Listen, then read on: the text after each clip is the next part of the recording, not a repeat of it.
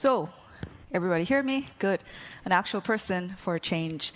I'm going to talk today about one question that's called, where the fuck is George? And I'm not talking about the bank.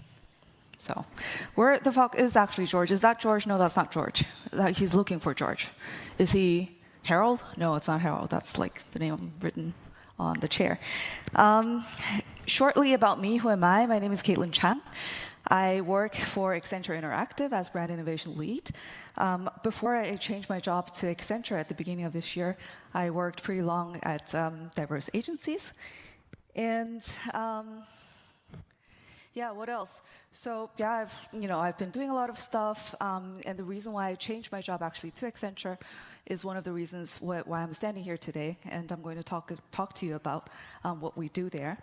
And yeah, so won a lot of awards and whatever, blah, blah, blah. It's not that important. What's important is that I got Corona fat.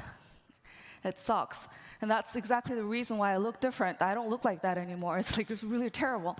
And that's why I would like to talk about Corona today, like everybody else. Well, the pandemic has completely sort of caused us to pause the now and start living in the future, right? It's so weird if you think about it, because back then, I remember last year saying, like how in every single sci-fi movies, like they all talked about like 2020 being something that's like really weird and really cool and like really strange, but we're not there yet, we're not flying yet. Well, we are there, It's really strange, it's really weird, it's not cool, but it is weird, right? We would have never imagined 2020 to be like this. And that's why so many things have changed because of the pandemic.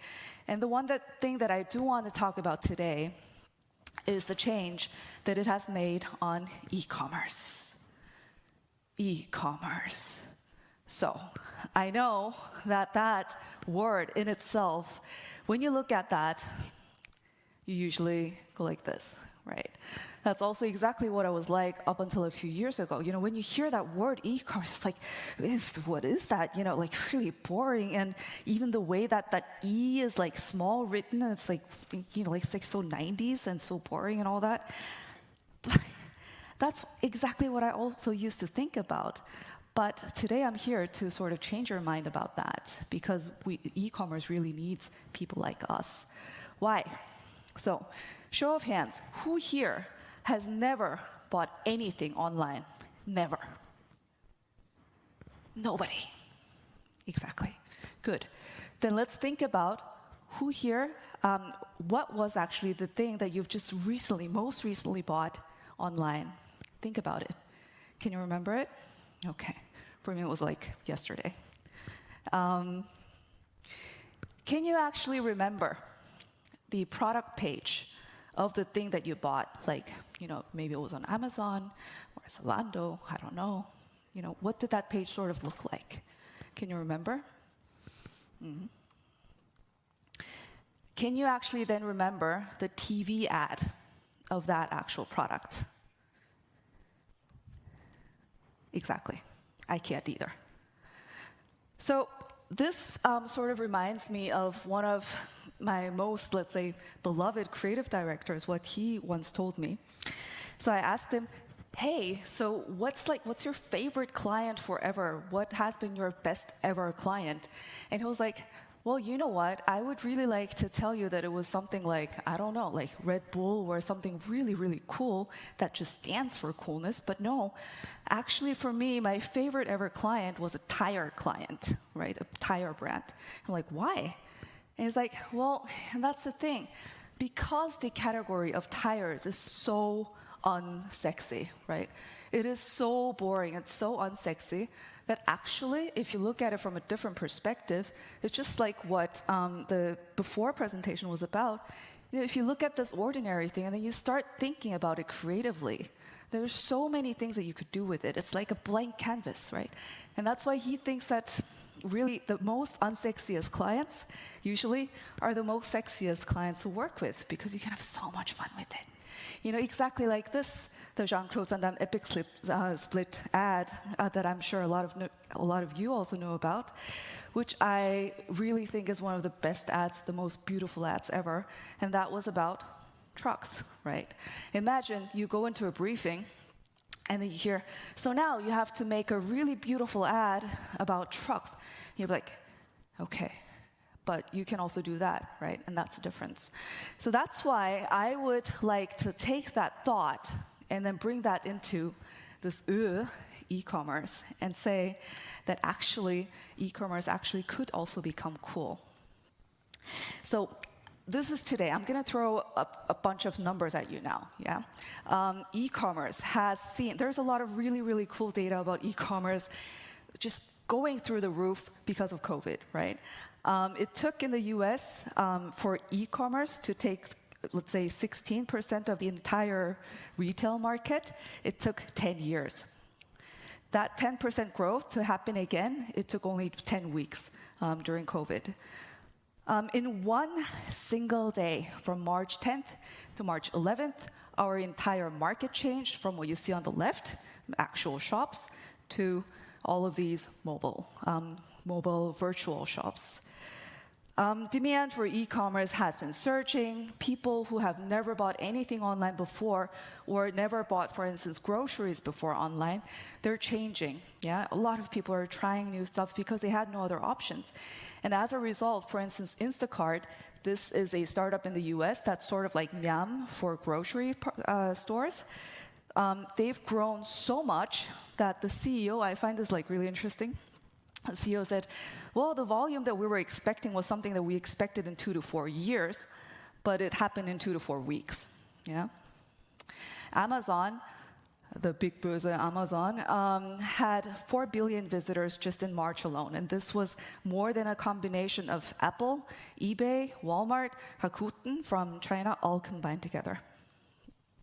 Yes, even in our beloved Austria, the same happened. E-commerce blew up. We're seeing a complete record value of e-commerce rising, of course, because of Corona. And also what's really interesting is that about 50% of increase in terms of mobile shopping is what we're also witnessing in Austria. So what does that mean? That means that we are really right now seeing an entire world moving to the online marketplaces and then instantly forming new habits. And people actually might like it and might not go back. Almost 80% of UK Amazon shoppers bought a product that they've never bought before on Amazon during Corona. And almost 100% have said that they will continue using it. And 15% even said that they won't return to physical stores even if social distancing rules weren't there anymore.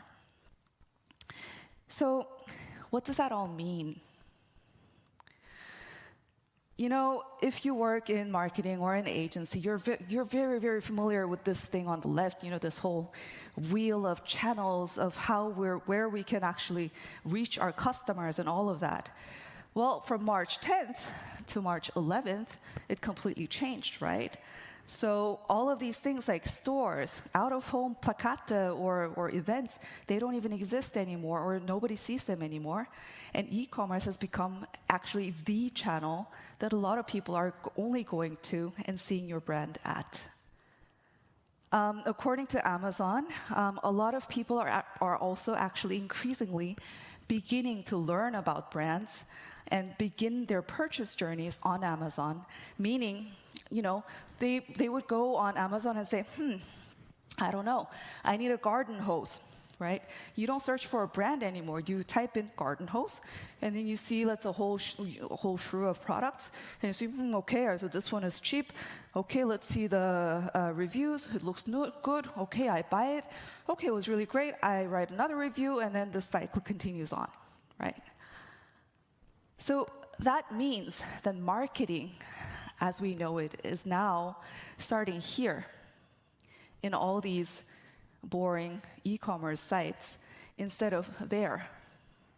And there is what we as agency people have been spending so much money, so much time, so much tears and sweat trying to shoot that lovely, lovely TV spot, right? All of our effort is going here and our love is also there. But actually, people are not seeing that anymore. People are here, and they're learning about our brands also here.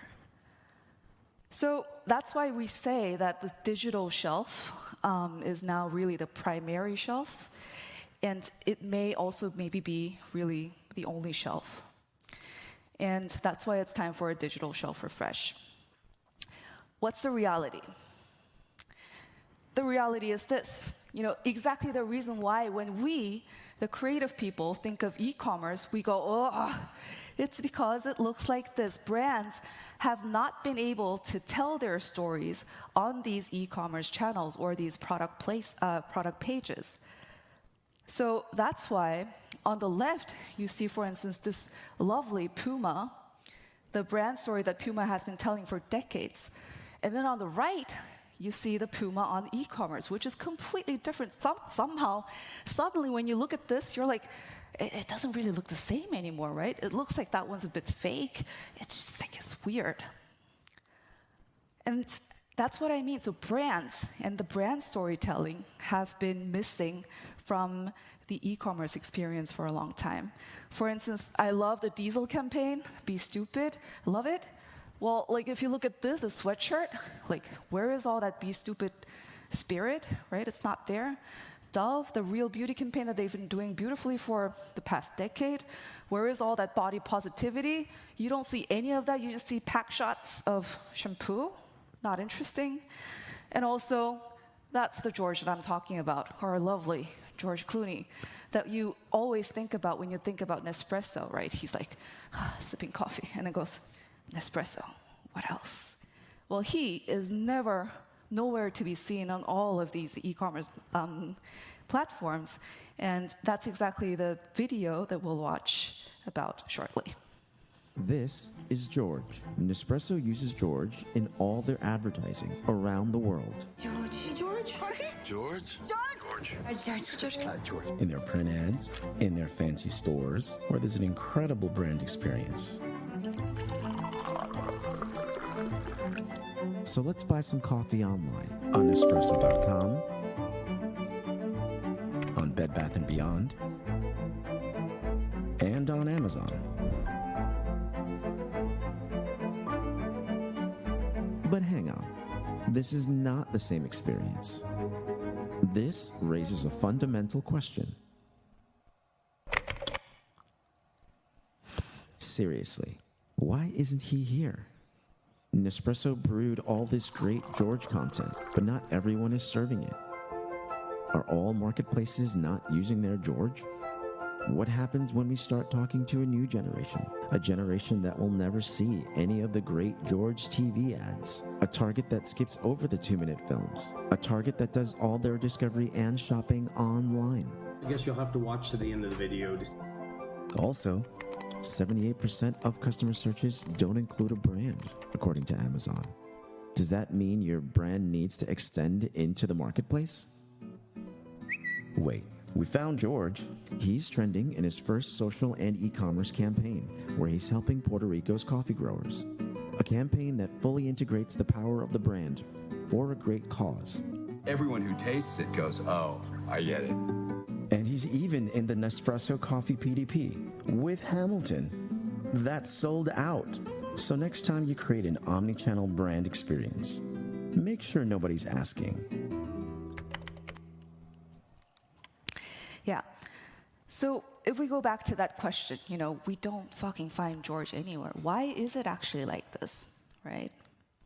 There's a lot of reasons for it. It's very trifold, for instance. It's regarding the platforms, it's regarding the marketers, it's regarding the agencies, it's everybody's fault. Regarding the platforms, I mean things like Amazon and whatnot, right? A lot of these platforms have been built, from the 90s and have been built by people who are, either really the IT tech nerds or hardcore salespeople. That's why most of it has not been built with, let's say, brand storytelling capabilities in mind, right? And that's why there is, for instance, currently, the reason why so many of these Amazon pages all look like that is also because there is a lot of guidelines in place where the algorithm doesn't favor you if you don't have a white background, for instance, and all of these things that make this thing very, very mundane on a generic level for everybody. Also, there is a reason for marketers, for clients. So in most of the cases, what you see is that the people who are making this great TV advertising is usually, for instance, in the brand communication team. And then the people who are working on these e-commerce channels is on the e-commerce team, right? And they don't talk with each other, they don't like each other, they don't really work with each other. Happens a lot. If that's happening to you right now, if you're a marketer, don't worry, don't be embarrassed, because it's happening everywhere. It's always like that. It's also because why can't it actually also be in the same team? Why is it separated? That itself is the problem. And also agencies, of course, you know. Like I said, if you work in an agency and you say you get an e-commerce project and you're like, oh my God, exactly like the Sophia the robot. And that is one of the reasons why all of this combined together, you don't want to work on it, you don't really want to think about any ideas about it. And that combined all together has really resulted in George not being anywhere. Whoops. Nope. Okay. All right. So, okay, I'm not continued. My laptop. Okay, there we go. So, however, while that is happening, the brutal reality is that we used to believe and we used to think that brand experience can be really made in all of these great channels that we're, working really hard to do in. All these TVCs and radio spots and out-of-home posters and everything. But actually now, the whole new brand experience is mostly just happening on Amazon. And the marketing funnel, as we learned about it in school, or we see so much on all these PowerPoint decks, is now not there anymore. It's gone. What do I mean? So we've all seen this somewhere, right? There's this amazing customer purchase funnel where the customer, hopefully someone knows about my brand and gets awareness and then starts to consider it. Yeah, maybe I will start to like it. And then preference. Okay, I do think that I prefer this brand to the other brand. And then I actually buy it. And then I go on to become very loyal about it. And then at the end, I start being an advocate about it. We always said that this is a funnel. And we sort of thought about it as a journey. A lot of people said that it was sort of like courting process, like when a man loves a woman. But that, when you think about it, especially with the word courting process, is literally like this. It's like Romeo and Juliet. It's like Romeo is singing under Juliet's balcony and then hoping that someone really come to you and you can someone finally stand beside her and finally kiss her, and all of that takes years and years. And then finally, when you really have her heart, she's dead, and all of that. So that is courting then. But we all know that the world is changing, right? Courting now is like Tinder. Like, you swipe, right? Awareness, preference, purchase, loyalty, that all happening all suddenly in one platform, in 1 millisecond. So that's why I like to say that we need to forget the marketing funnel. The funnel as we know it is not there anymore. It's more like a straw, right? Like, psst, and then gone. These are all screenshots of actual products that I keep seeing on Instagram. It's crazy, right? I've never known about them before. For instance, Constantly K, the famous influencer, I didn't know about her before, but I got to know her on Instagram, right? Especially that shoe, I would so much love to buy it. It's like this really cool shoe with like most organic and recycled shoe ever, whatever. And I didn't know about that brand, but now I really am like almost there to click buy, right? And also this toilet paper, it's called, what's it called? Who Gives a Crap? And this is one that's gotten rid of all the plastic packaging because, we don't need so much plastic anymore. All of that I got to know on Instagram, and I am going to buy on Instagram, meaning that this channel in itself has become sort of the whole, let's say, straw version of the marketing funnel for me. So awareness, to preference, to purchase, loyalty, advocacy, all in one is what's exactly happening right now. And that is why we really believe that now it's really time to find a balance between the very boring, traditional, classic commerce world and our world of creativity. And we need to find that meeting spot there. And that's why I would like to show you a bit of what Accenture is doing here. How do we do it? What we basically did is we created a team called the Bxc Team, the Brand Experience Commerce, and mixed in a lot of different people, right? A lot of creatives, designers, UI, UX people, and also their deployment means, the programmers, the e-commerce gurus who know the ins and outs, also the strategists, the communicators, all of that combined together. We do things like assessment, analysis, respond, create, deploy, blah, blah, blah, blah. That sounds like a lot of bullshit, I know. That sounds like very PowerPoint. But what that means, for instance, is that we're experimenting a lot right now and doing a lot of pilot projects with multiple multinational brands all over the world so that, one, we could refresh product display pages, product detail pages from what we know and imagining why could it be like that, for instance. Or this is a case with Huggies where, this already feels a lot more different, but that video, for instance, is a social media clip that Huggies had that really went well, performed very well on social media. And when we think about it, all of the assets and all of these videos and content that's being created endlessly for social media is also completely not living on our e-commerce channels, and that's a shame.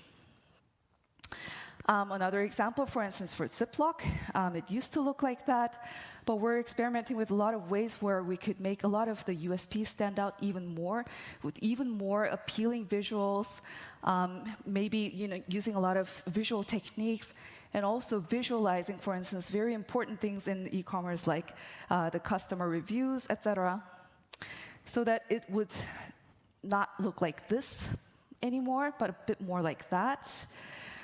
For instance, if I go a bit more into detail, things like, having a product tour that could be very interactive and done very visually pleasing way. Or, recipe model. These are things that you do on social media usually, but making that also live on the e-commerce channel. Or making even the comparison chart be very visually appealing so that people can actually get the information that you're trying to convey to them. Yeah, some other examples, and for instance, this is also from Reckitt Kaiser. This is before design. This is what most of the Amazon product pages look like currently, and it could look so much differently. Combined with that, what we're also doing is to refresh social and look at social media a lot more from the sales perspective and a lot of potential that it has as a sales channel, because like the examples that I've told you today, the toilet paper example or the shoe example that I saw, or that the influencer launched a fashion label, a lot of these Instagram-born brands are able to do this storytelling and commerce in a very instinctive way. And this is actually because they are actually grown from a medium that's all about storytelling, which is Instagram, and then they've combined on top of that sales, right? And so it's no wonder that it's working well. And therefore, also, it's very, very normal, for instance, for you to see, for instance, in an influencer, you see the influencer herself in her garden, her dog's running away, and then she's filming it, and then on top of that, there's this bag, and she also has it tagged, and she says, this is a bag that I'm really liking right now, go buy it. So that's like the immediate storytelling about her life combined with the product that she's trying to sell, and of course it works well, right? So all of those learnings that we do get also from social media, why can't we then implement that also to the other e-commerce platforms as well? Or even going one step further and doing things like the digital twin technology from Accenture, where we take, for instance, one product shot, and then we can, based out of it, create many, many different variations of this one ad, depending on the season, on the product variation, on the country, on the background, whatever. And this is currently being in place. And what that allows us to do is to be able to really scale the storytelling. That means if you have really good ways of storytelling, if you have the good content for it, you could then also expand that so that it could reach really people in more relevant ways. So how important is it to get all this brand experience right? Going back to that question that I asked in the very beginning of the talk, so more than 80% of consumers who bought something online could remember the product page, right? But then what about the TV ad? Less than 30%. And I think that's really interesting to know that if that's the case, then we shouldn't be focusing so much of our energy and our creative energy on these TVCs anymore. Rather, why don't we focus on the channel where people are and remember? A lot of stats about why it is really helpful to do these things on e-commerce, because it does help sales right away. And things like even, getting more reviews, or making a name change, or removing some non-optimized content from e-commerce all lift sales. And this is what we're currently experimenting a lot with. So let's watch one video.